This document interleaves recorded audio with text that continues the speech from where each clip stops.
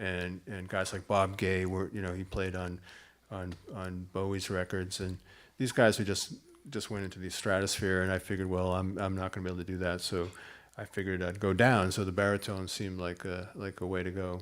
And also was kind of more rooted in bass and in rhythm, and kind of more of the bed of what music was. Had more opportunities in that regard. Did you play the baritone in bands before Morphine? Not really. No, I kind of got one and tooled around on it a little bit towards the end of the Three Colors time, but never really implemented it until running into Mark. Oh, so Mark inspired you to buy it? I had bought it before meeting Mark, but he encouraged me to come by his apartment and bring it with me, and that's when Morphine sort of was birthed. All right. Jerome, Yeah. what's the first thing you hit? Oh, probably a table, but Is that this bump? yeah, right. Yeah. The floor. No. My earliest, or one of them anyway, my older brother had a set of drums at some point, and the timeline is under question. But the thing I always mention is the the soundtrack to the movie of West Side Story. That record just really grabbed me, and being the early 60s, there were bongos, bongos were very prevalent. And so I just remember like hitting the bongos and hearing them, because, there's a lot of Latin percussion on that soundtrack. And something clicked. It was like, okay, there's the sound and there's the sound, and I can sort of make these rhythms, and that's just where it went. The one other piece of timeline that came together much later on was I got a snare drum. I'm guessing that was the summer of '63, so I would have been 6. That November, early in November is my birthday. I get a single snare drum. And I remember that because not long after that, I get on the school bus one afternoon, and the driver's there with the transistor radio to his ear saying the president's been shot. And I remember thinking, yeah, that doesn't sound like good news, but I still just want to go home and play my drum. And should I feel guilty about that? So that's November of '63. The Beatles aren't on Ed Sullivan until January or February of '64. So the fact that I already had a drum and was doing something in a percussive manner before I saw Ringo, I didn't figure that out till one of the anniversaries. And so that just sort of blew my mind, because for so many people that was the moment.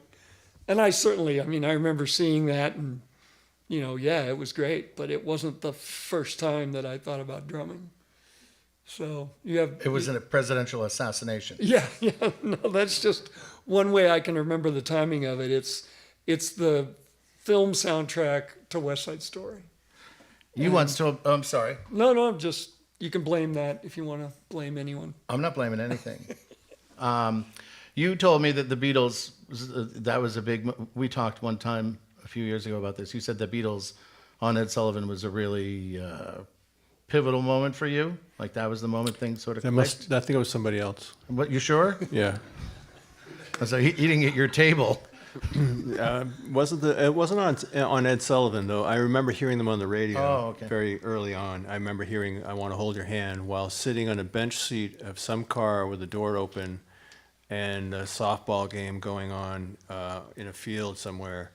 And I was just a kid hanging around waiting for the game to be over and listening to the radio. And I Want to Hold Your Hand" was on the radio. And it just immediately struck me as like, who are these voices? They seem alien to me. They seem like they're from another planet. They did not seem of this life that I was familiar with. And it was sort of a window into the fact that there was something beyond the life, that your parents had, or the life that was sort of being prescribed for you at the time, that there was this other world out there somewhere. That says a lot. Your parents are artist and teacher. Yeah, when I say parents, I don't mean like my parents necessarily, but of the time that the adults sort of were sort of being, groomed for in terms of what you could and should expect to happen in your life.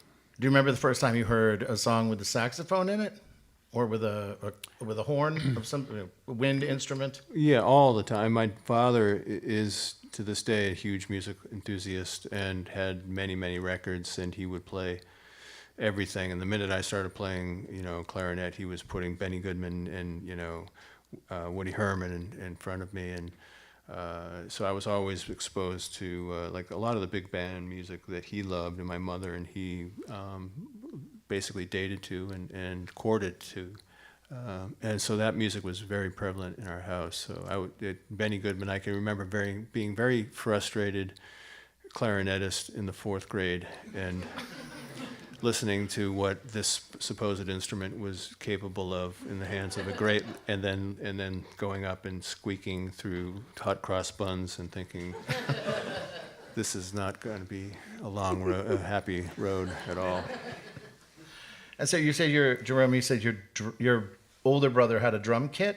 Yeah. Or a drum? No, he had a Ludwig Black Diamond Pearl drum set and a big record collection of a bunch of jazz at that point. I remember seeing the cover to Thelonious Monk's Underground, in which he's, got a German submachine gun, which of course at that age was just the coolest thing, the face of the earth. The music, it was like, look at the gun. What can I say? I was an Army, I played a lot of Army, never really wanted to be in the Army, but as a kid, yeah. So did you do marching band? No, actually. No, I was very self-taught. I mean, I had, like I say, both my older brothers played. In fact, one of my earliest lessons was my oldest brother, who had the drums, had then gone on to bass. And when I got my first drum kit, which I'm guessing was another year past the snare drum, although I don't really remember, it could have been as early as that same Christmas. But anyway, he sat me down and he said, okay, I've got 2 bass lines I'm going to play for you. And one was like a Peter Gunn, like dum, dum, dum, dum, dum, dum, dum. And You the have other drums one, right there, by the way. straight 8th notes was the point. Dun, dun, dun, dun, dun, dun, dun, dun. And the other one was Green Onions. All right.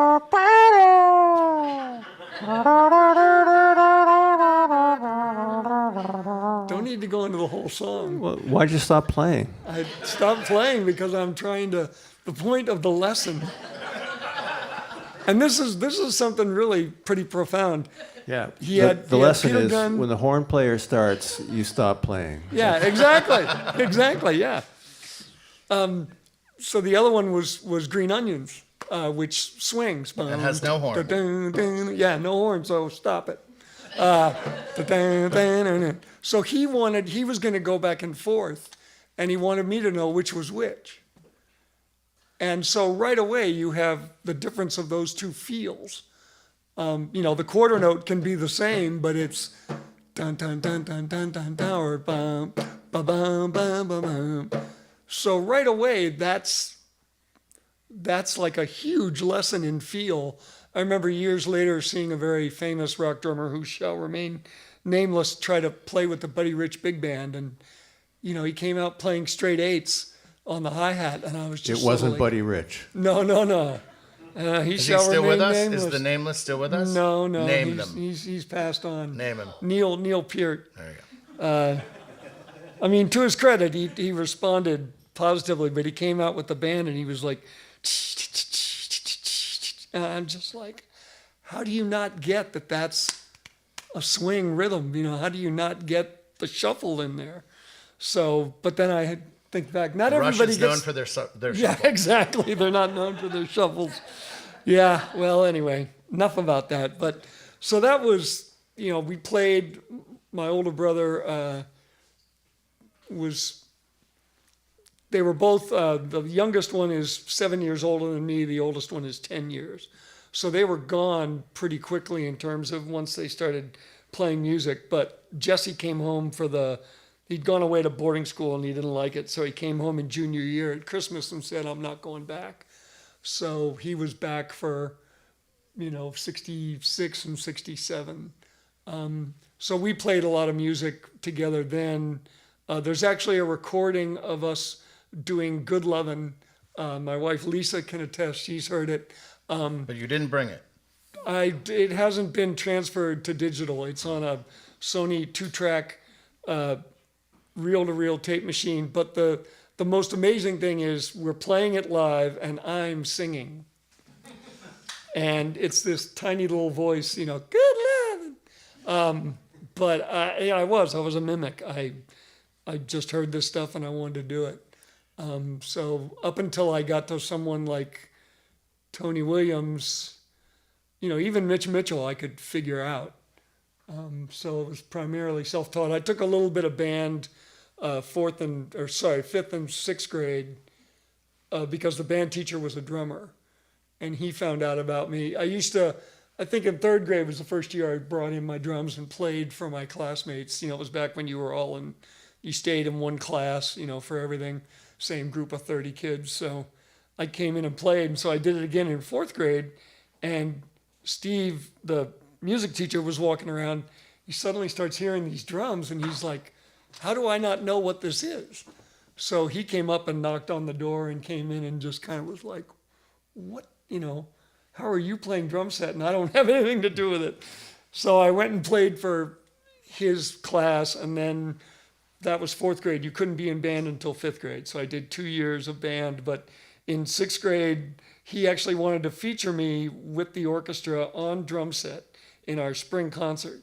But the school administration already wanted me to cut my hair because I was wearing it, you know, as long as I could at any given time. I guess they And got the still- last laugh, didn't they? Yeah, exactly.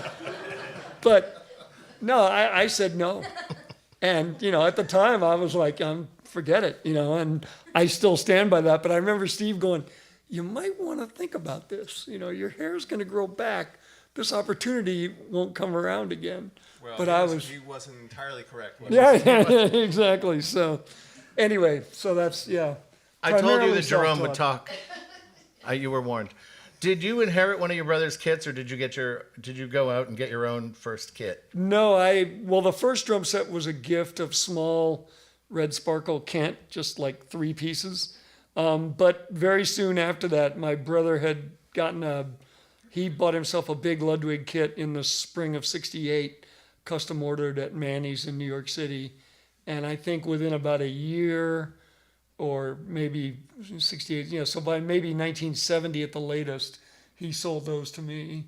And he was primarily focused on bass. So yeah, my second drum kit was this ginormous double bass drum, Ginger Baker type setup, which, you know, was delivered to the house in cases. I'd never seen hardware like that. I remember trying to set it up a snare stand, just like, what on earth is this? Do you still have it? No, that's one of the bigger regrets. I broke that kit up and sold it for peanuts in about 77, so, you know, not even 10 years later, because it didn't sound good anymore. Well, the only head I'd ever changed was the bass drum, because I'd broken them. So you can imagine the stock Ludwig heads from 1968 been thrashed by a teenager on both sides, and yeah, they didn't sound good anymore, but they were great drums. Do you still have your first saxophone? I don't have my very first saxophone. I actually upgraded, but from there, this is the first one I would consider was my real horn, and this is like a 1968 Selmer Mark VI, and it's sold to me by Emilio Lyons at Rayburn Music. I went into Rayburn Music one day with like $2,000 from my college loan and said, I need a saxophone. And he sold it to me. And he said, I will always fix this for you no matter what. And for years and years and years, I would walk in there and he would always fix it for me for nothing. And yeah, that's the baby. And the Mark VIs are kind of the creme de la creme of saxophone in many ways. Depends. Some people have different opinions, but they're very ergonomical and kind of a real pleasure to place your fingers upon. Which is counter to the baritone, which is a Conn 1930s 12M Lady of the Bell.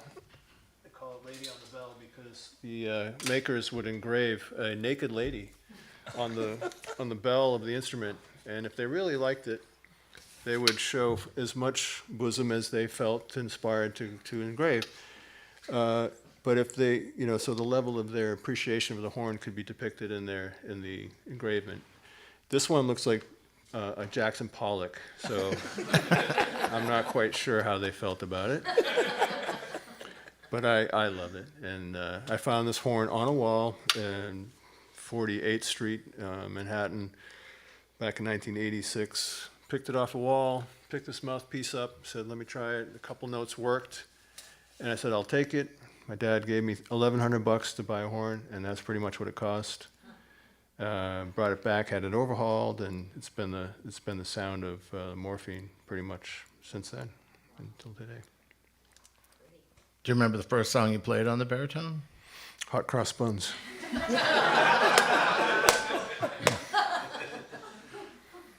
Do you remember the first song you played on the bass drum?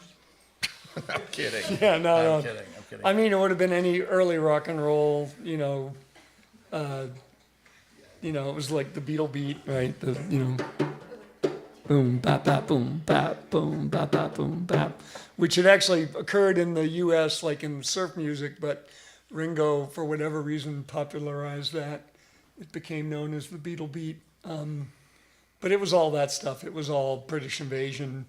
It was a great time to come up. I mean, I always tell people I had everything from hokey, story songs or comedy songs, American pop, Beach Boys, even Frank Sinatra, British Invasion, Motown, Stax, Aretha, Muscle Shoals, all coming out of the same AM radio. I remember hearing 8 Miles High by the Byrds and just being like, I don't know what that is, but that's pretty wild. That and Tomorrow Never Knows are the first two songs that I can remember as thinking like, this is psychedelic. And I don't know which one came first. I think they're both the same summer, but one of them might have been a couple of months ahead of the other. Anyway. Want to tell us about these drums? Sure. Let's see. Drum number one here is a GMS company out of New York that's no longer, well, they're sort of functioning. But GMS 6.5 by 14 straight maple shell. But I use this drum on all of Cure for Pain. A lot of times drummers in the studio will swap out, they'll change gear, but snare drums especially can get down to like a certain track or whatever. But on that record, I changed out cymbals occasionally, but the drum kit and this snare drum were on everything that I did. Did you have free reign to use whatever setup of a kit, or did Mark have things that he preferred? I mean, originally I did the no cymbals thing because I knew he didn't like that, and I'd done. He came around. Yeah, he did. Billy used a lot more than I ever did, but. Then Mark took them away. Right. Well, I remember the first night. I mean, I had played with Mark with the Either Orchestra when he would come down and sing, and I had seen the Hypnosonics, and I was a big Treater Wright fan. But one night he called and said, Hypnosonics are going to play at the Plow, and things aren't working out with Jay, and would I want to come down and do it? And I said, yeah. And Jay Hilt at the time had a bass drum and a snare drum, and then a block of wood that he used to ride on because it wasn't metal. And I'd seen that and I thought it was cool, but I didn't want to copy that. And I knew Mark didn't want any cymbals, even like little hi-hats. So I literally went down there with a bass drum and a snare drum. And that was an education because I realized how dependent I was on my right hand, and to try and get a good groove going with just the two limbs without this necessarily. I remember a lot of the night playing like, Well, this reminds me, Mickey Bones, Right. the great drummer, worked with Mark, and a similar thing where Mark would strip the drummer down to his bare necessity, to the point where Mickey at one point was playing kick with his right foot and snare with his left hand while holding his chihuahua in his right hand. So that's how he solved his right hand ride issue. Inspired by Jerome with the drumstick. Yeah. No, And we need to give that stick life. there you go. Bring in the Chihuahua. So yeah, when Morphine started, I think even at that first meeting, at the rehearsal space in Everett, I think I just sort of had a couple of toms. I don't think I set up. I might have had some little hi-hats, but I was already aware of better stay away from the cymbals.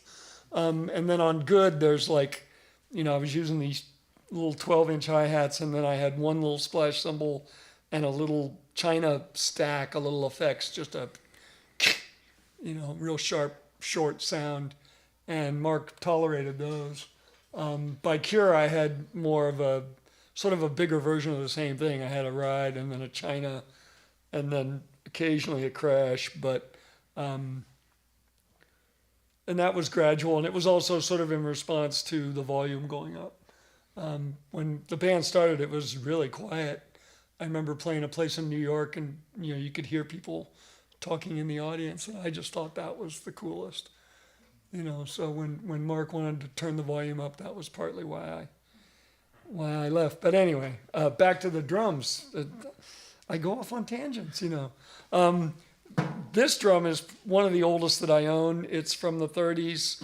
It's a Ludwig and Ludwig Black Beauty, named so because it's a brass drum, but they gunmetal the brass, and then I don't know how much you can see it, but they engrave, so it comes through as copper.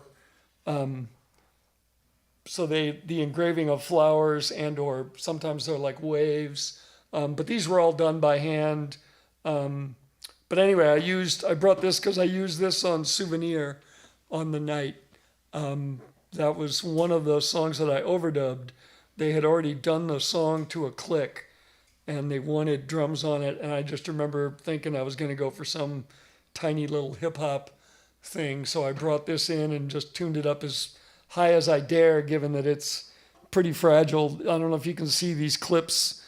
Instead of the hoop being ears like this, there's a little clip that the tension rod goes through, and these babies can bust really quickly, really easily. So anyway. Was there much of a difference between your setup and the drums that you would use, and then what Billy used when he came into the band? Not all that different. Different brands, but we both preferred smaller drums. I did have a bigger bass drum at one point. I was still playing, but by the time I did Cure, I'd gone down to a 20-inch, diameter bass drum, which is relatively small. 22 is sort of the standard. So yeah, we both use small drums. I brought this. This was actually upstairs. I don't know how well you can see it, but this is Mike Deneen and Billy Conway in the original Q division. And these drums are the Sonors. They were actually mine many years before, and then I sold them to Billy. And I now still have these. Before he passed, he, let me have them back. But those got used on a lot. I mean, just about everything Billy did was that set of Sonors, both recording and any of the touring dates in the U.S. I would bet those were the drums that you were seeing. Yep. So yeah, they're pretty similar. For Cure, I had Sonors. They were different model. They were thinner and slightly longer drums, but it's a German drum company that we're both big fans of. So yeah, it was fairly similar. Like I said, I think in the end he started using more cymbals, but there are certainly cymbals on Cure, more than Good. How about when the very end, when the last tour, when both you and Billy came out on the road? What were those setups like? The drum set was mine, and I think if memory serves, I'd gone back to I didn't have a rack tom. It was just bass drum, snare drum, hi-hat, and a floor tom, and then maybe one or two cymbals. And Billy's setup was more around, it was drum set, even though we both switched off. The drum set was mine, the percussion was his, based around the cocktail drum, the big drum that he played with Truda Wright, and then a set of bongos and maybe a snare drum and some other things. So we, Congolitas? Yeah, little tiny congas. Yeah, he had these congas that were like kind of miniature sizes. So Billy was bringing out the smaller drums, and you were getting the contrabass saxophone, Bass saxophone. bass saxophone. So you're getting the bigger horn. On a couple of songs, yeah. And we were traveling with them. I guess. Yeah, that was fun. Yeah, it was. Yeah. So yeah, we had the bass sax on. We had it on Mirror, and we had it on Early to Bed. We had it on To Top Floor, Bottom Buzzer, to Top Floor, Bottom Buzzer. You can hear it on the night quite prominently. But it was starting to make its earn its keep. It hadn't quite, but it was on its way. Bass saxophone. I gotcha. Well, since we touched on the night, and you mentioned the like swimming, well, let's bring Pete Weiss up. Pete Weiss is responsible for the mastering of these two albums from, well, he's going to tell the story. But Pete Weiss is There you instrumental, we should say, in these new releases, and, as he's about to tell you, in all of the Morphine releases that are now, finally, all of them available on vinyl. Pete Weiss. Hey, how's it going? So, Having me. Pete, Dana. Pete, why don't you tell the story? How did you get involved in this project of remastering the Morphine albums? Well, it was Dana who recommended me to Matt Block for the what is it? Live at Warfield. Live at the Warfield, yep, in San Yeah. Francisco, correct. Yeah. Yeah. So, And Matt Block is with the label Run Out Groove. right. And they're the ones that put out the first Live at the three. Warfield. Oh, Yeah. all three. Well, Live at the Warfield, and then the first three studio Okay. albums. Yeah. Yeah. So With additional tracks as well yes. to the yes. studio albums. Yes. I think the story was that the Warfield album did pretty well, and I think that gave Matt the sort of passion to look into revamping the first three. That I think he had the rights to them or something because it's under Warner Brothers. That sounds. Well, let's go with that. I think so. It's a little fuzzy. Yeah. I yeah. believe you. Yep. We'll go with that. All right. Final answer. So what is so you get invited into this fold, and they say we're going to put out. If you want to go back to the other albums, we can, but let's focus on the Like Swimming and The Night for our purposes right in this moment. Sure. What is your process? Where do you begin? Are you just handed tapes? Does someone say, "Here's a CD, make this vinyl ready"? Pretend I don't know. Yeah. No. That's a 'Cause good I don't question. know. Right. It can be all of the above. Really. What does So mastering mean? I have so many questions for you. It can Master mean, Weiss. It can mean almost nothing, and it can mean everything. Okay. There's a big vinyl craze going on, as we all know. I am aware. And there can be big money, and there can be. I bought 10 today. Did you really? Nice. Well, Right. over the last 2 weeks. So yeah, there can be kind of cynical cash grabs by record labels, just rushing to put out, like reissue albums on vinyl that maybe have never been on vinyl before. And it's common for them to literally just take a CD and give it to a mastering engineer or a vinyl pressing plant, and they will do it from the CD, which is really not ideal because it's kind of like a photo of a photo, and often CDs are mastered very differently. They're brighter and they're louder, so they don't really marry well with the vinyl. So if any of you have been getting new vinyl lately, you probably have encountered like, geez, this one really sounds pretty crappy. It may have been mastered from a CD. So my philosophy is take the extra steps and find the damn tapes, the earliest iterations of the original mixes that have not been pressed to CD before. Does that make sense? I'm with you. So the trouble with that is, where are the tapes?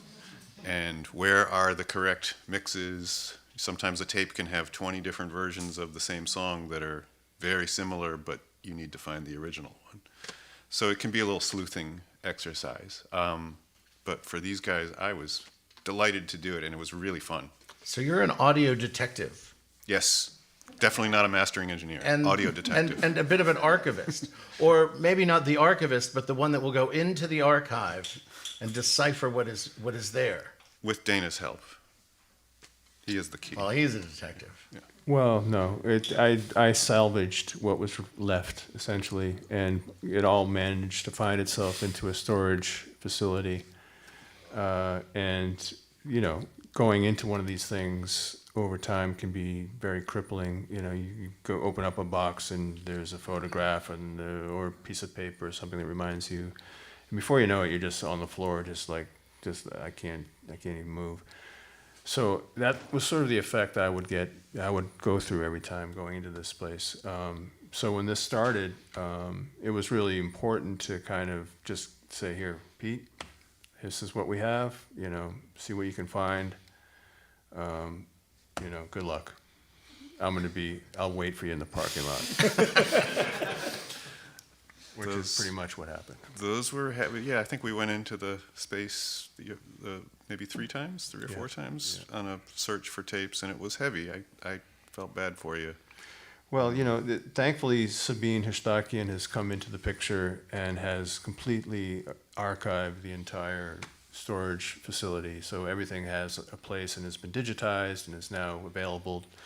You can actually go out and see it at morphineband.com. You might be watching this on that website now. You might. So a lot of that, what we're talking about, was in this place, which basically moved from the location at 228 Norfolk Street, then moved into the Armory basement building where we had our high and dry going for a while. And when that ended, people sort of went their separate ways. And we sort of scrambled to get what we could. Pete was actually an engineer and proprietor of that very space once we realized we couldn't sustain it anymore. And that, from what Pete has told me, was a year of hell, but he endured. Is that right? We made a couple of good records. Oh, he made, okay, wasn't so bad. Including Vapors. Right. Sure. How many, let's just take Like Swimming for a moment. How many tapes were there? What was the volume that you were working with as you were searching for the correct tracks that made the album? I don't remember exactly, but it was like a bag of DAT tapes. I mean, at least 25, and there's at least an hour of audio on each one. A DAT tape, for people that weren't alive between 1996 and 1996, is a very small digital audio tape, hence the name DAT. Good luck if you're sitting on any. Do you have a DAT player? I need transfers done. No, I don't. DAT players, I mean, Rafi, you can attest to this. You can't keep them alive, right? I have one. Does it work? Oh. I think it's got about 4 hours left on it, We could have saved some money. But I wanted to mention that, having said all of that, Billy Conway painstakingly went through every single tape and every single DAT and CD that was in there and chronicled and cataloged the whole book. There being Mark's loft. The Mark had this loft, and he had this wall of tapes that we call the tape wall.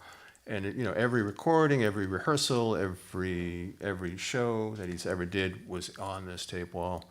And so, I mean, all of that stuff combined with our mastered DAT mixes and our 2-inch tape from original session work at Fort Apache, all of that stuff was there.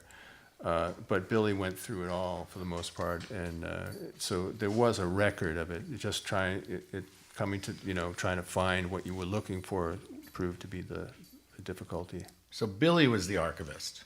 Certainly, yeah. All right. So a bag of DATs, 30. Yeah, and I don't have a DAT machine anymore. That's days of audio.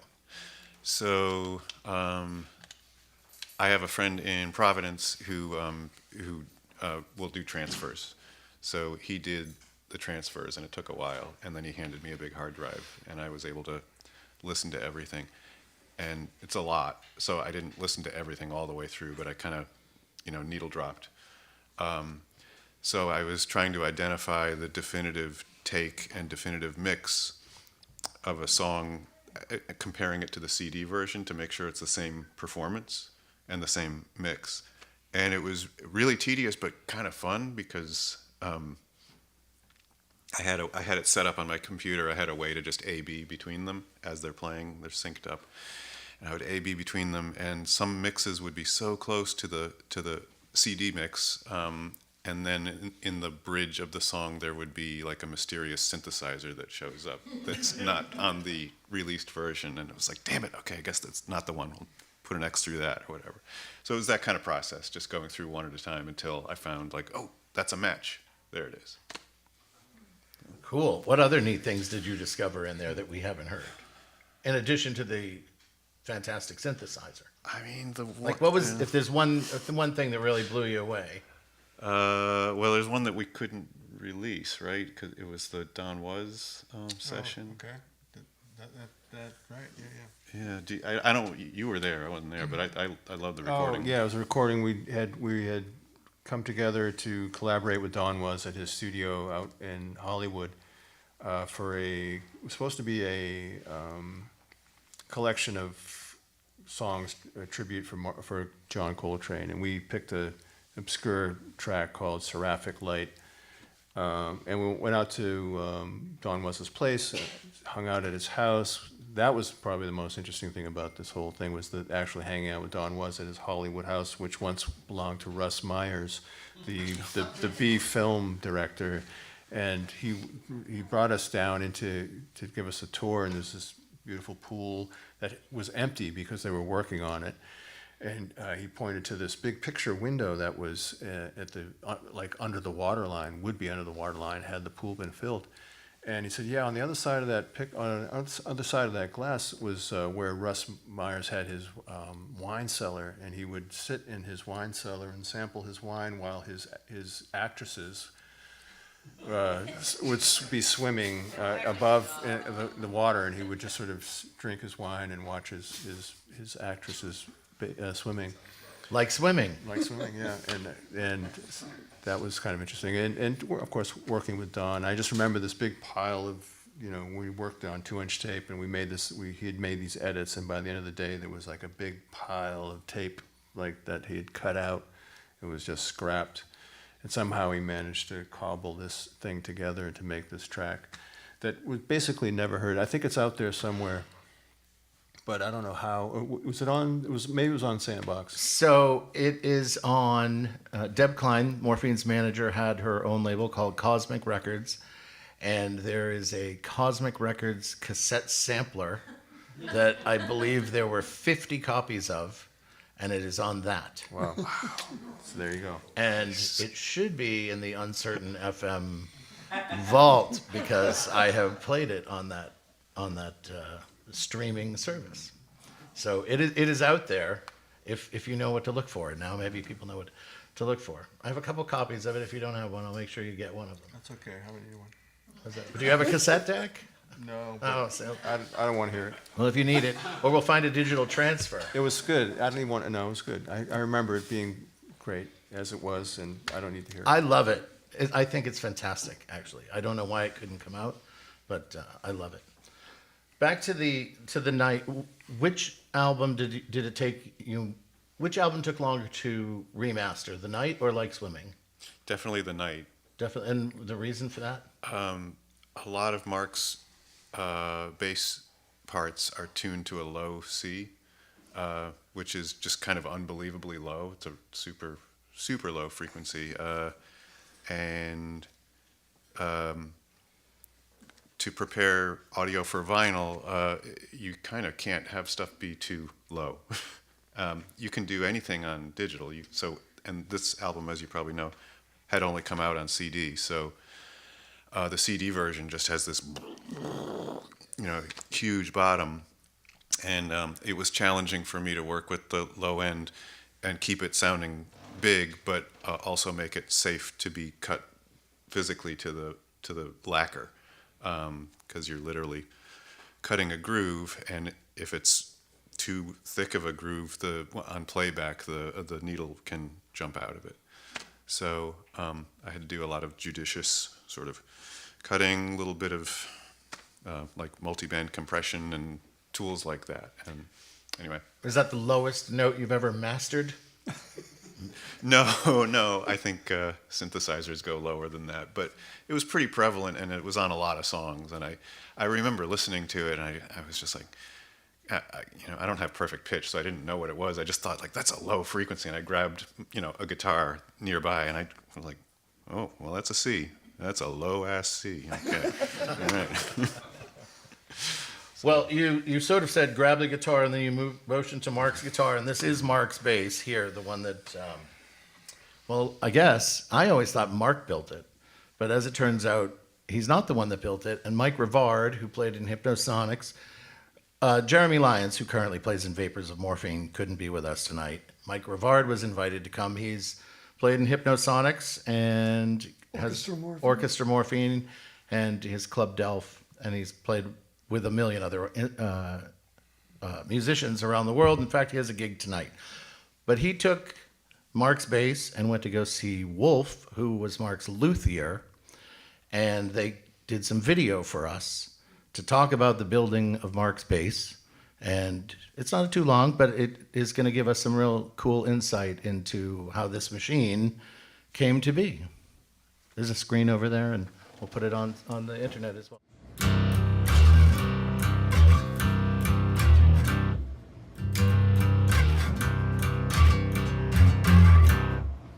Hey, I'm Mike Rivard.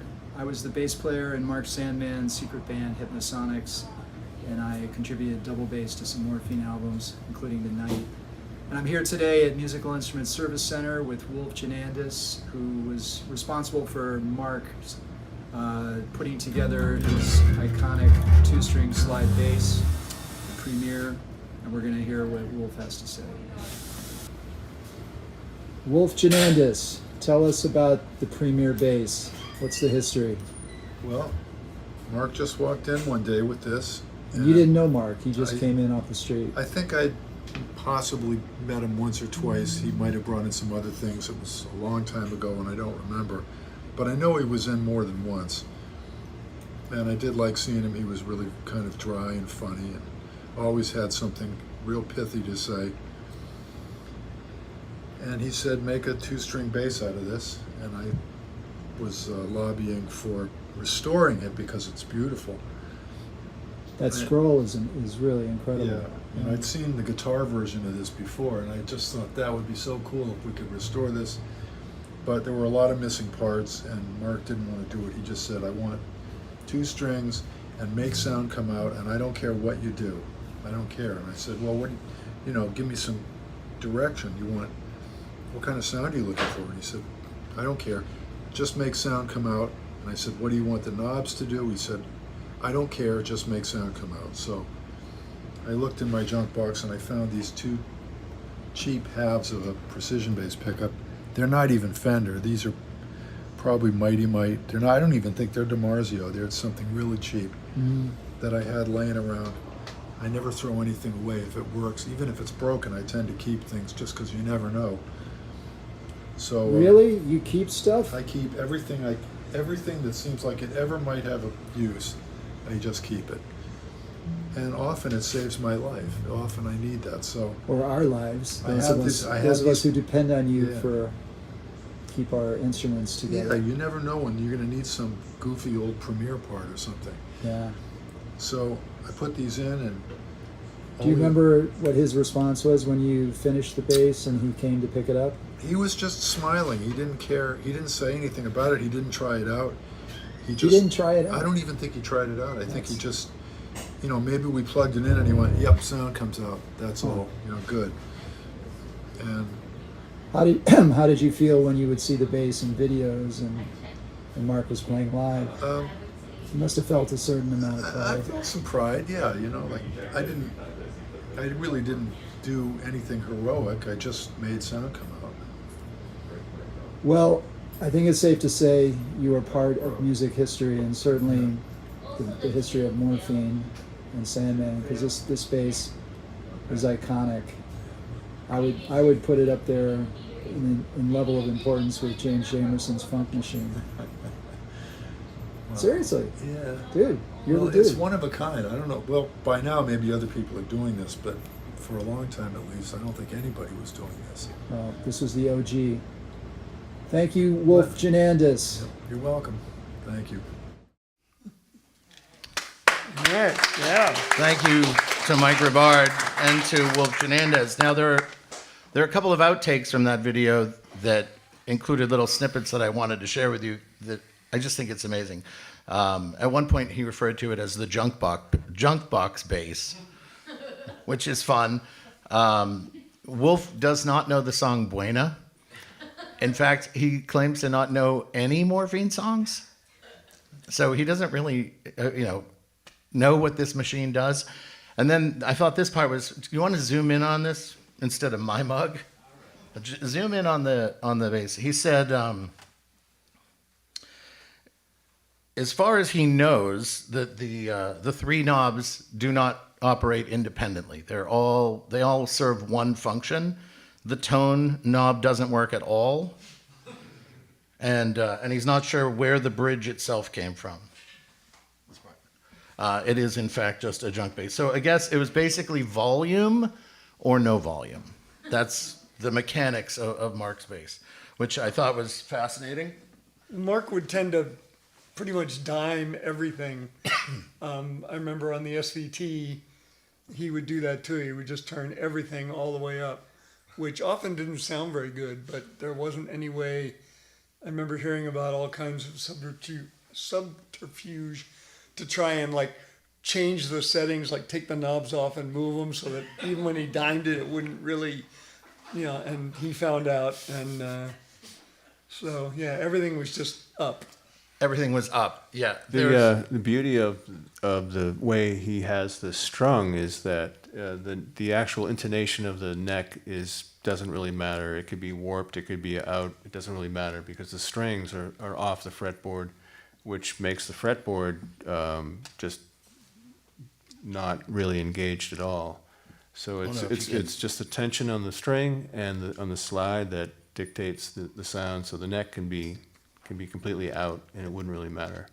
I'm trying to give you an idea of if you. I don't know if you can zoom in on that, but I wanted you to be able to maybe see the action here. You couldn't press those strings down if you tried. You never could get them there. I mean, they're a solid half-inch off the neck. And you wouldn't want to. That's the slide rests on top of the string, and the string never touches the fretboard.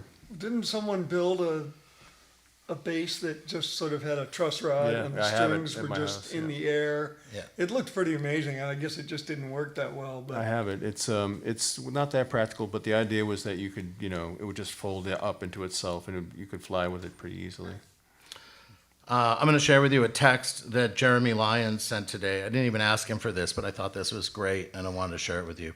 I said, sorry I can't make it tonight. Jeremy, by the way, plays in Vapors of Morphine with Dana and Jerome, who is now one of the drummers. yeah, Okay.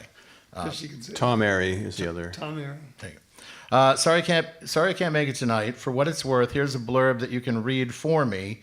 There's been a lot of mystery and confusion about a pretty simple, though brilliant instrument. Mark Sandman started with one flat wound bass string on a guitar.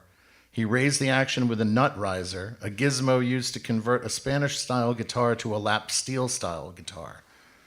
This made the instrument playable only with a slide. Then he added a second string because Phil Davidson, Morphine's front-of-house sound engineer, once told him that way if he broke a string on stage, he wouldn't be screwed. In actuality, though, he only ever tuned the string to the same note on a couple of occasions. Probably 90% of the time, the bass was tuned D-A to make a power chord, only a whole step below the E power chord on a regular guitar. Sometimes it was tuned a step lower at C-G. That might be what you're talking about? Maybe. That low C.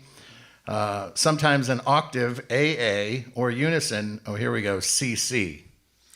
That sounds kind of low. Does that sound kind of low? Super low. On one string, he tuned the bass to a minor third D-F.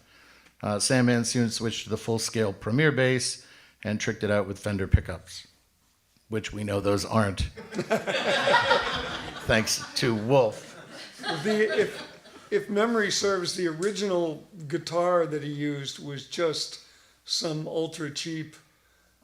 I mean, I'd never even seen anything like it. Is that the one that's the sticker with all of the Morphine? It's just the black and white guitar? No, this was like, I want to say white and red, I know I've seen pictures of him playing it, but that was in the earliest days of the band when he had one string. That was what it was. It was The just unitar. this cheap, yeah, it was this cheap, kid's guitar that he just put one string on. And like I said, he didn't need the fretboard, like Dana They're pointed cheaper out. even than the silver tone. It was like Yeah, it was yeah. like I mean, the we're lower talking step, just like K tone or something. yeah, you know? yeah, plastic. Just If you But- haven't, oh, go ahead. just that's what I remember. I don't remember the premiere. I think he had it by the time we were doing Cure. I mean, I remember that showing up, but I also remember a lot of gigs with this much cheaper setup. That was the one string for which he used primarily in the first record. If you, on morphineband.com, there is a photo of a rack of guitars that are, every one of the guitars these guys just mentioned are in the rack, and Chris Ballou from Presidents of the United States of America, actually, if you click on the photo, he narrates and tells the story of each of those guitars. And he was there when Mark bought some of them. Some of them Mark has since, there's one that Mark sent to him not before he passed. And Chris now has it, and it's on his new record that just came out. But we're not here to talk about that record. I do know, there's one story I think Dana and I should probably share from Seattle about the uniqueness of these instruments. The band was booked for one night, and it sold out. And the promoter was insistent that there be a second show. It would have been a night off, a travel night from Seattle to Denver. Finally, Mark relented and said, okay, what we'll do is we'll play the first show, and then we'll send the bus with most of our gear. We'll rent a drum kit for Billy. We'll stay, we'll do the second show, and then we'll all fly, and the bus will pick us up at the airport in Denver. I must have said to Phil, I'm going to throw these guys under the bus. They're not here, literally. So Phil and John were our front of house sound engineer and monitor engineer, John Wiswell. And I must have said to them no fewer than 50 times, make sure that Mark's bass and Dana's horns come off the bus when the bus drops you at the hotel. We were all going to go out somewhere else. Make sure Mark's bass and Dana's horns come off the guitar before you go to bed and the bus goes to Denver. So make sure the horns and Mark's bass get on the bus at the end of the night. That's pretty much what they heard. So So whatever happens, don't let you in, no matter what you say. But make sure those instruments are on the bus. Make sure they're on the bus. Right, got it. Yes. I got it. We got it. Don't let the bus go to Denver with Mark's bass. Without the instruments on the bus. Mark's I just bass. want to make sure we got this right. Mark's bass needs to stay in Seattle. So the instruments are going to Denver. That's right.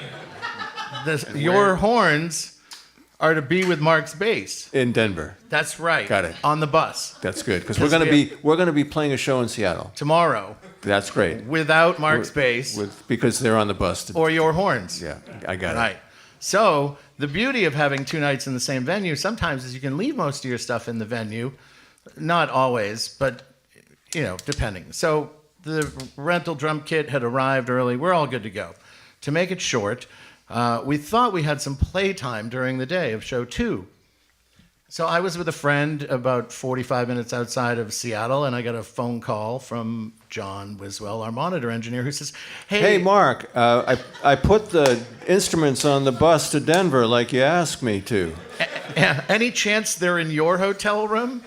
I was like, there is not a chance that they are in my hotel room because you were supposed to make sure they came off the bus and stayed in the hotel when the bus went to Denver. Where do you think they might be? And he goes, I'm afraid they're probably still on the bus about 3/4 of the way to Denver. And I said, what do you recommend we do? And he said, well, I plan to be on a plane back to Boston because I am assuming I'm fired. And I said, well, we're gonna need a monitor engineer for something tonight, even if it's a spoken word show. So I said, all right, well, I will. Sharks patrol these waters. Sharks patrol these waters. My brain was. Don't out let of your tune. fingers dangle in the water. Don't you worry about the Day-Glo Orange Life Preserver. It won't save you. It won't save you. Swim for the shore just as fast as you're able. Swim to Denver. Yeah. So I said, well, I tell you what, I will find Dana, because where are you going to get a low 1932, 12M con with roll tone holes with a naked lady at the bell that looks more like a Jackson Pollock. Where are you going to find one of those? That's not entirely true. Hopefully it's in Seattle, right? And then John went off to a guitar shop to explain that he needed to borrow for an evening a guitar and then jam a banjo nut or something underneath it. And no, I only need 2 strings, not guitar strings. Bass strings would be good, flat wound. And he's going to Frankenstein. And I'll return it in the morning, he says. Somehow that happened, and Dana had in his Rolodex the number of a guy who knew a guy who knew a guy. And then while this is happening, my friend, I'm skipping some really fun details that just shouldn't be shared in public. But let's say there was inspiration in the air that made us think outside the box on how we could find these instruments. And so now my friend had brought me back. Do you know if you take wax paper and place it across a comb, you can simulate the sound of a baritone saxophone if you squint your eyes? And so my friend had brought me back to the hotel. Dana came to my hotel room first, and I broke the news to him. And then Billy walked in, and it's just this incredible, the way he reacted when he said, "Oh, why is Dana sitting like that?" And I said, "Well..." I've never seen Dana assume the fetal position quite as convincingly as this. I mean, I've seen him do it, but not quite like this. And I said, "Do you want the good news or the bad news first?" And he said, "Well, let's hear the bad news." And so I said, I told him, I said, "Well, the saxophones and the basses are on their way to Denver, Colorado." And he goes, "Oh, and the good news is we rented a drum kit." So I have nothing to worry about. Drum solo, in fact. Drum solo all night. So my friend then took Dana. When you went to a supermarket parking lot? Met the man who knew the man who knew the man in a parking lot, and he opened up his trunk and loaned me a saxophone. I gave him $100 cash, and he let me leave with it. He sent a friend of his to come collect it at the end of the night, and that was that. We managed to do it. $100 in a guest list spot for his friend. And he didn't even come to the show. Wasn't interested, hadn't heard Morphine. That was a bit Well, if you tense. wanted to hear Radar or any of the double sax songs, you didn't. I remember being just a little tense. It was tense. It was definitely tense. All right, let's look at these albums, shall we? Is there something else maybe? Do you want to share You must have something else to say. About what? I Just anything? pick a topic. Yeah, boy. Well, let's keep it. No, Okay, I'm look at that. actually He was lost. speechless. Doesn't There is a happen very dog often. here. There is a dog, yes. Love it. All right. He's being very good too. Haven't seen you since Does everyone the in- Fells. I think last time we saw. Oh, you're going to bring that over. Great. Cool. Wonderful. This is basically show and tell, and then maybe we'll see if what are these? Oh, those. Oh, look at that. Papers of Morphine stickers. Plants. More swag. More swag. All right. We're going to focus. Would you hold those? Thanks. For the folks in the room, who has the new releases so far? Well, you're going to have to change that. Here is the new release of Like Swimming on vinyl for the first time. And there's the rack of guitars that we were talking about. I don't know. There's a 20-page booklet, which includes some of Mark's watercolors. My son has this in his room. He's had it in his room since he was born. This globe here. I just noticed that for the first time. Is that from the old high and dry? Yeah. And then here's the band. Mark would do watercolors on the road. There's a lot of really cool watercolors on the morphineband.com as well. Sabine's been sharing a lot of really neat stuff. In fact, I think some of them are on T-shirts now. Do you want to flip through that, Pete? That looks like it's either an early Twineman or part of the early to bed kind of, Oh, this is probably early to bed, post the video. PTSD from making that video, I think.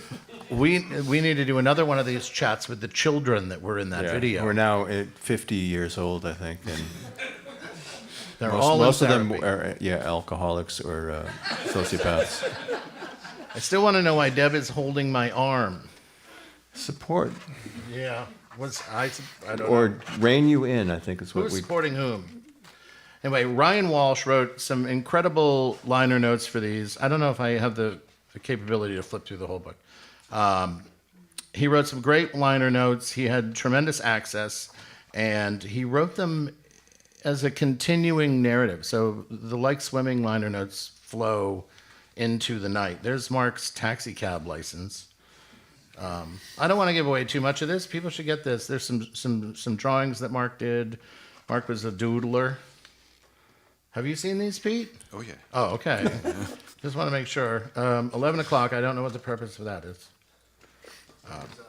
Every night about 11 o'clock. Every night about 11 o'clock. There we go. Used to be we go out to like the Middle East, but now it's every night about 11 o'clock we go out cold. I go out cool. Out cold. All right. On the So- couch. 7 p.m. shows like this. That's it, yeah. Getting close. And it is on beautiful blue vinyl. It is also on. I should have prepared. Same album, also available on red vinyl. Can we get a collective ooh? Come on, help us out. Here's Mark doodling out the artwork for the original Like Swimming release. I brought some other Like Swimming items. There's a tour laminate that we had on tour, and we had the after show passes. Those are stickers from the first time out. And the promo shot that went with that album. Billy with the super short hair that Widow's Peak. Yes, like Dracula. he only did that for a short period of time. That I recall. Short. Short. Can you grab those for me? All right. And then from the original release of The Night, I have some of these promo items that came out. I brought those to show you. And here is the album. Just pull it out of the plastic. And why are you doing all of this? So people can see what the record is. No, but all of this. Why? Why? Because I love you and the band. Yeah, but why? Why today? Why now? Because the record's now out. Just making sure people understand what the hell we're doing here. And you could, and it's on. So I know there's been some confusion. Some folks have tried to get it on the morphineband.com site, and they say it's sold out. But if you go to the Light in the Attic, which is the label that released the album. Oh, this is old school. Look at this. It's a bunch of I was gonna say, advertisements for ads all for these other- other albums. That is Wow, old that's school. really neat. I've not seen that before. That is cool. That's like Columbia Records. Right. Send in your 15 cents and you'll. I want these for a penny. Right. Yeah. Actually, these are some great records. The Shags. And we'll leave it at that. And Roky Erickson. Put the vinyl back closer to where the album is because I can't see it. Yeah, thank you. Ooh. Sexy. So The Night is a double album because, and they are at 45 RPM. Is it labeled for you? Yeah. It's labeled, so, but just keep that in mind, because if you play it at 33, that low C is going to be Even lower. The whole band. The problem. whole band will be low. I'm going to does, air that yeah. at 33. TJ. This is also available on the cool purple swirly. Right there. You could get in on that. All right. Should we go out with a little sound? I love sound. All right, we brought these instruments, so we thought we'd play something, at least, to send you home. Peter Gunn Peter Gunn, with, you got your bongos? with real sax. No, Yeah, yeah. What do you want to do? You want to do good or? you can start and I'll follow along. I should exit.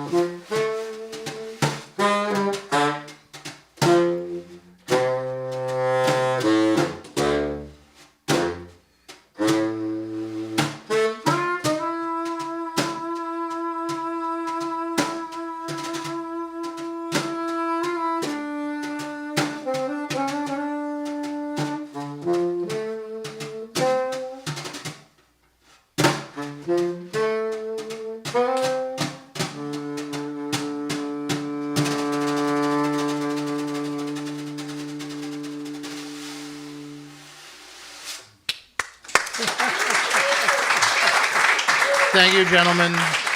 Would you entertain the idea of maybe playing a little bit, some credit music? I just have some folks I want to say thank you to. First and foremost, everybody here in the audience at Q Division Studios, thank you so much for coming tonight. It's been a pleasure to sit with these guys, and I hope you've enjoyed it. Anyone who's watching on the internet as well, whether it's through the Q Division YouTube channel or at morphineband.com, you're awesome. You're the reason that they do this, I believe. And it's a free event, but it is also a pay-what-you-want event. And we're going to give some of those proceeds to the Billy Conway Artist Fund as well. Oh! You asked for it.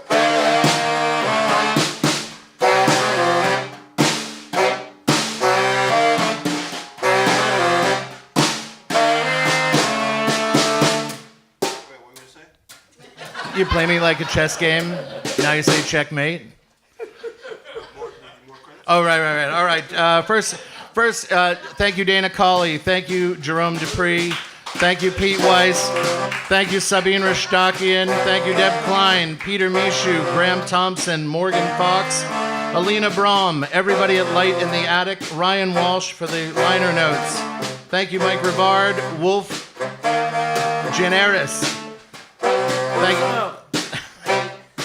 Thank you, Jeremy Lyons. Thank you, Roman Cookman, Isaac Bewald, and Chuck Hargreaves. Thank you, August Velasquez. August means washing machine in Lithuanian, I'm told. Thank you, Ed Velasquez, Rafi Sofer, Michael O'Connor Murata, Patrick Keane, Sheila Murphy, Heather Hamilton, Sarah Lee, Kat Corbett, Corey Henneman, Jacob Givens, who has a great Instagram site, Jacob Givens, if you like 90s music.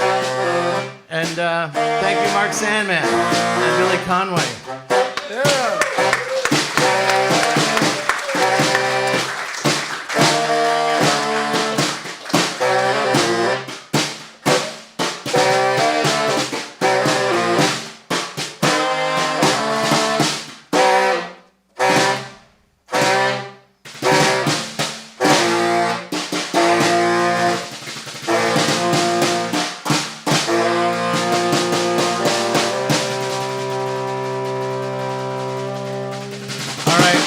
Hope to see you all on September 24th, which is Mark Sandman's birthday. Vapors of Morphine will be playing at the Middle East upstairs, and there's a walking tour of Cambridge. All of this information and tickets are available at morphineband.com. Be good to yourself and better to others. Thank you.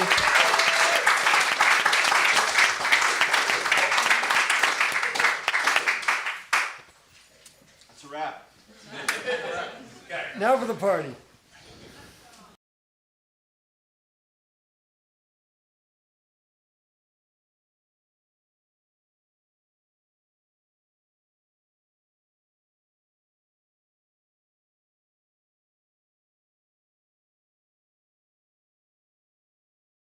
But not necessarily, as a friend of mine is fond of saying, pet shop on fire, as he refers to free jazz. It's kind of like, it's free jazz, but if you pay us, we'll stop. So anyway, feel free, there's a download on the back for our album. But yeah, feel free to take as many of these as you want. Line your whole kitchen. Yeah, exactly. Are we offline right now? Just want to know. Oh, I hope so.